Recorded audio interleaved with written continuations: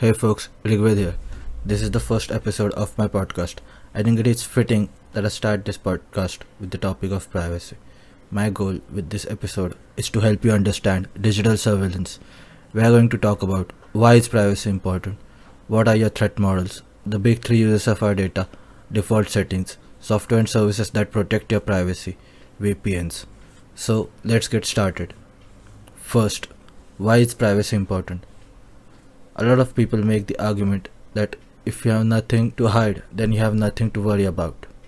Edward Snowden remarked, arguing that you don't care about right to privacy because you have nothing to hide. Is no different than saying you don't care about free speech because you have nothing to say. I think it is like saying there is no need to wear any clothes in public during summer because clothes are designed to protect you against cold.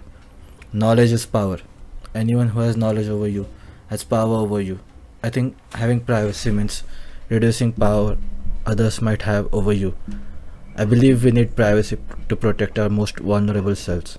Think cancel culture. Think about people who posted something offensive on social media that they don't believe now and got cancelled. Having privacy might help you grow as an individual because it creates safe space for you to express and contemplate your deepest feelings and desires and thoughts. Having privacy is also important to protect freedom of speech, as lack of privacy would destroy the lives of activists in countries under dictatorship. So what do you think? Do you have something that you want to hide? And why do you want to hide it? Next, your threat model. Before we get into privacy, you need to figure out what is your privacy threat model. So what is a privacy threat model? Well, it is about identifying threats to your privacy. It is knowing who can take advantage of you by knowing things you don't want to get public. For example, celebrities try to protect their information from news media because they don't want something to get out in public. Another example is you setting a passcode on your phone so that your family members cannot unlock your phone when you're not around. Although there are no official public definitions of threat models, you can come up with a number of them. Here are my three levels: public, private, and anonymous. Public level is, for example, anyone can see who you have sent an email or text message to, and also what you have typed in those emails and text messages. Private level is anyone can find you have sent an email or text message, but they cannot figure out what is said in that email or text message. Anonymity is not knowing who sent the email or text message and not knowing what is said in that email or text message. Keep in mind, this is rant about privacy and not anonymity. If you are into anti-government stuff and you're worried about your government going after you, well, this episode is not for you because I don't have experience in that department. But for the sake of taking privacy to the extreme, I've tried some of these anonymity methods, and let me tell you, most of those anonymous solutions are terrible. Not only are they little difficult to get to know, but they also come up with a price tag which some of us cannot afford. For example, would you pay for a private email service instead of using Gmail or Outlook? Some of us can afford to that. Some of us must do that, whether you can afford it or not, because of your work and your lifestyle. Privacy protecting software is not going to provide you the experience of, let's say, Google or other big tech companies. So I ask you to consider what data is important for you to keep private. One thing that is important for all of us is our financial data, but that's a given. What else do you need to protect? Nudes? Simple. Don't take nudes unless your profession requires you to. In my case, I don't want my financial information and my body to become public knowledge. Few other things that I want to protect is my communication and my browsing data. Simply because knowing other people's browsing data or letting my browsing data become public is a little creepy, I think. Maybe you want to protect it as well. I don't care For example, I don't care about my location data, so I'll continue to use Google Maps instead of other private apps that are not as good as Google Maps. I also don't care what happens if someone takes my health data and gives it to insurance companies, medical research institutes, big pharma, etc. Try not to misunderstand. Health data is really important. That's why Google really wants to sell smartwatches. Since their Wear OS platform failed, they acquired Fitbit for $2 billion. That's why before Google, Facebook tried to acquire Fitbit for $1 billion and failed. But as I was saying, personally, I don't care about what happens to my location data and my health data. So I'm going to use the best location and health related apps, not necessarily the most private ones. So it is up to you, realistically speaking, to decide what data is important for you to keep private and what data you wouldn't care if it became public. It's a sad reality. I wish we were digital privacy conscious 15-20 years ago when all these privacy invading softwares and services started, so we wouldn't have to make these compromises. But having some privacy is better than nothing, I guess. Next, the big three uses of our data. There are three main ways our data is processed. First one is most popular one. It is an advertising business model. Of course, I'm talking about targeted advertising. When you're not paying for a service, you are the product. Data is the new oil. These are some of the quotes thrown around most often nowadays when people talk about privacy and targeted advertising. Adapting this model allows a product to be distributed on a massive scale as compared to, say, something like a subscription service. That is why social media companies have this business model. That is why Google and so many other internet services have this business model. Second one is government surveillance. Most famous examples of this are all the leaks about United States government by Edward Snowden and many dystopian stories that are coming out of China. But they are not the only governments. There are two approaches to national security in digital space that I am aware of. Some governments have tech companies give them data only of those individuals who are under criminal investigation. I don't think there is anything wrong with this approach. Police search all properties of people who are under criminal investigations. Other governments, unfortunately, force companies to introduce a backdoor access in that case, the government can see data of any individual at any time they want. This is also known as warrantless surveillance. This is straight from George Orwell's book 1984. This is also a bit lazy, cost-saving measure where governments can spy on anybody rather than traditional approach of directly investigating suspects or hacking their devices. I think this might be the reason why many governments are doing this instead of some nefarious supervillain motivations we imagine those bureaucrats have. The last major use of our data is called telemetry or diagnostic data. Telemetry is people who've developed software product and are maintaining that product use the data we share with their product to improve that product. This is the reason why YouTube recommendations are so good. This is the reason why Spotify has best music recommendations in music streaming.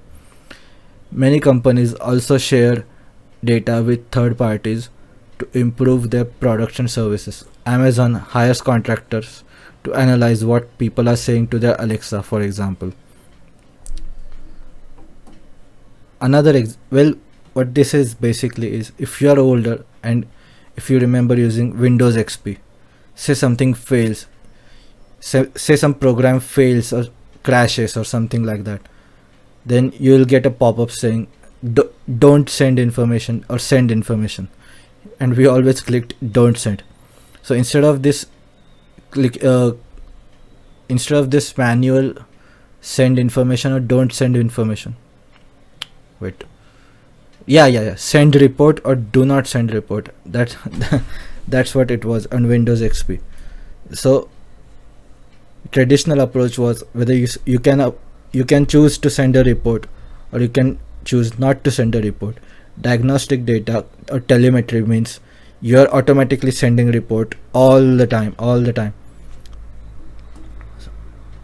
But so how do you know what apps or services are collecting your personal data and how they are using it? Simple. You read the privacy policy. But the privacy policies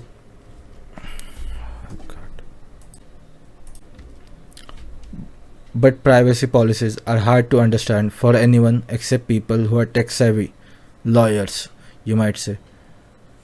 Well, they are required to do so because of legal reasons. Of course, the benefit of legal language is that most people do not understand what they are getting themselves into and simply click I agree because they really want to use the app or service. That explains why Facebook is angry at Apple over the release of iOS 14 because it simply makes everything transparent and easy to understand for everyone who isn't a tech savvy lawyer. As for privacy policy, you don't have to read the entire policy. There is always an index in the beginning of the privacy policy page that summarizes the entire policy. What you need to focus on is something like what data do we collect about you and how do we use your data or how do we process your data. Usually these questions are among the first three in the index of the privacy policy. Remember the big three uses of data that I just described: diagnostic data for product improvement, legal requirements, and advertising. VPNs. Now, some of you may think a VPN can solve all your privacy problems. Many companies have tried to sell you that idea. Don't get me wrong, a VPN can help stop your internet service provider or your ISP from spying on your internet history. ISP is basically your mobile data service or your Wi-Fi service. A VPN is also useful from a security standpoint when you're using public Wi-Fi, like say airport Wi-Fi or restaurant or cafe Wi-Fi. VPN is also useful to see content on the internet that is banned in your country. So a VPN it's actually really useful. Continue using VPN, but do not expect it as a blanket quick fix solution for privacy. Default settings. If you are forced to use services that are not privacy friendly because of your workplace or your school and university, always try to change default privacy settings if you can whenever you get a new phone or whenever you sign into those apps. If you go to the settings on your phone, there is a privacy section in your phone settings. Find something called advertising ID in the privacy settings and turn it off if you do not want your data used for advertising purposes. Always check settings in all of your apps, all of your phones and your computers to see if there is an option of privacy, and if there is an option you can change those settings to your preferences. Now finally, I am going to talk about softwares and services that protect your privacy. I have already talked about reducing the influence of privacy invading software. Now let's talk about privacy protecting software.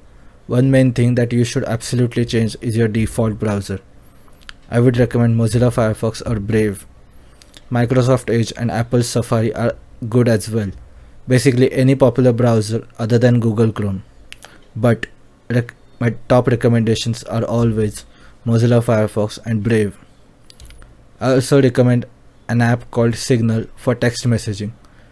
If you can convince everyone to switch to Signal instead of, iMessage or WeChat or WhatsApp. I wouldn't recommend emails for private conversations.